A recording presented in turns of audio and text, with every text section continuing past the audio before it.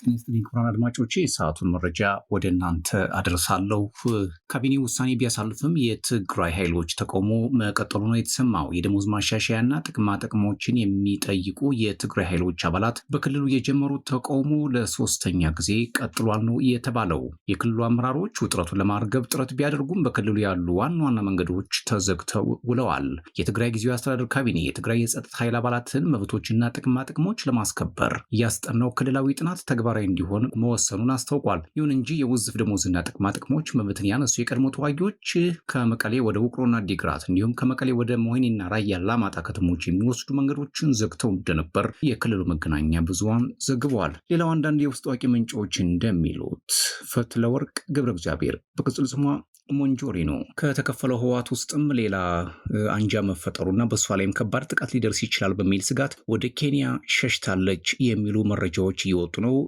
ተጨባጭ የሆኑ መረጃዎች እስኪወጡ ድረስ ግን ሀሳቡን ወደ እናንተ አድርሼ ቆያለሁ። ህወሓት እንግዲህ የማይለመዱና ሊሆኑ የማይችሉ መንገዶችን እየተከተለ የትግራይን ህዝብ ለሰቆቃ እየዳረገው እንደሆነም እየታየ ነው። ሞንጆሪኖም የፈለገችው የተሳካላት አይመስልም የሚሉ መረጃዎች ወጥተዋል።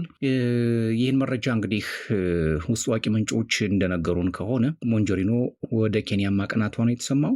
ነገር ግን እስካሁን ድረስ በይፋ የወጣ መረጃ የለም። ለማንኛውም ይሄን ለማድረስ ነው። ወደ ውጭ መረጃዎች ሳልፍ እስራኤል በጋዛ አውቶቡስ ላይ በፈጸመችው ጥቃት የ11 ሰዎች ህይወት ማለፉ ነው የተሰማው። በሰሜን ጋዛ ነው ጥቃቱ የደረሰው። የአንድ ቤተሰብ አባላት እንደሆኑ ነው መረጃዎች የሚሰሙት። የአቡ ባሻን ቤተሰብ አባላት ናቸው የተባሉት ሟች በጋዛ ከተማ ዘይቱን ሰፈር ላይ ነበር ህይወታቸው ያለፈው። ይህ ከ8 ቀናት በፊት የተኩስ አቁም ስምምነት ከተጀመረ ወዲህ በጋዛ በእስራኤል ጦር የተፈጸመ እጅግ አስከፊው ክስተት ነው ተብሏል። የእስራኤል ጦር ወታደሮቹ በጋዛም የእስራኤል ጦር የሚገኝበትና ቢጫ መስመር በሚል የተከለከለውን አካባቢ ያለፈ አጠራጣሪ መኪና ላይ መተኮሳቸውን ገልጿል። በመጀመሪያው የተኩስ አቁም ስምምነት መሰረት የእስራኤል ወታደሮች ከግማሽ በላይ በሚሆነው የጋዛ ሰርጥ እንደተቆጣጠሩም ይቆያሉ። የሲቪል መከላከያ ቃል አቀባይ ማህሙድ ባሳል ለኤኤፍፒ የዜና ወኪል እንደተናገሩት ግለሰቦቹ የተገደሉት በአካባቢው የሚገኘውን ቤታቸውን ለማየት ሲሞክሩ ነው ብለዋል። ከሟቾቹ መካከል ሴቶችና ህጻናት እንደሚገኙበትም የሲቪል መከላከያው አስታውቋል።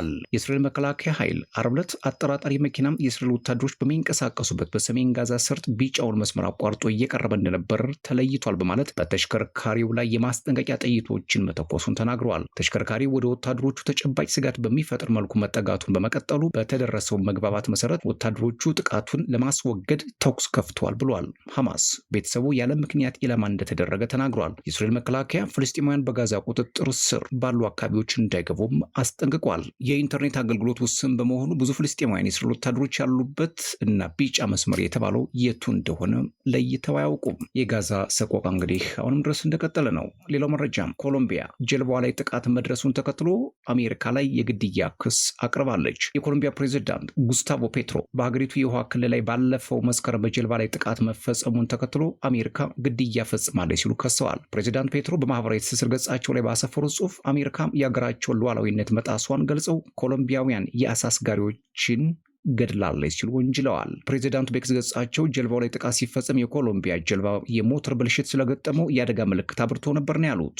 ከአሜሪካ መንግስት ማብራሪያ እየጠበቅን ነው ሲሉም ተደምጠዋል። የኮሎምቢያው ፕሬዚዳንት ይህን ያሉት ባለፈው ሐሙስ ፕሬዚዳንት ዶናልድ ትራምፕ አሜሪካ እጽ የጫነ ሰርጓጅ መርከብ ላይ ጥቃት መፈጸሟና 2 ሰዎች መገደላቸውን ካሳወቁ በኋላ ነው። ሌላው መረጃም ለ40 ዓመታት ያለ ወንጀሉ የታሰረው አሜሪካዊ ከሀገር ሊባረር ነው ተብሏል። ባልፈጸመው የግድያ ወንጀል 43 ዓመታት የታሰረው ሱብራ ማንያም ሱቡ ቪዳም አዲስ ማስረጃ ከተገኘ በኋላ በነጻ ቢለቀቅም ዳግም በቁጥጥር ስር ውሏል። ከ4 አስርት ዓመታት እስር በኋላም ከስር ሲለቀቅ የቤተሰቦቹ እቅፍ ከመድረሱ በፊት በአሜሪካም የኢሚግሬሽንና ጉምሩክ ባለስልጣን ማቆያ ጣቢያ እንዲገባ ተደርጓል። ባለስልጣኑ ቪዳም ከጨቅላ ህጻንነቱ በኋላ ወዳልኖረባት ህንድ ሊያባረረው ጫፍ ላይ ነው። ጠበቆቹ ትዕዛዙ እንዲቀለበስ እየተፋለሙ ሲሆን፣ ቤተሰቦቹ ደግሞ ለአንዴና ለመጨረሻ ጊዜ ከስር ለማስለቀቅ ቁርጠኛ ናቸው። ሌላው መረጃ 60 ደቡብ ኮሪያውያን በማጭበርበር ወንጀል ከካምቦዲያ መባረራቸው ተሰምቷል።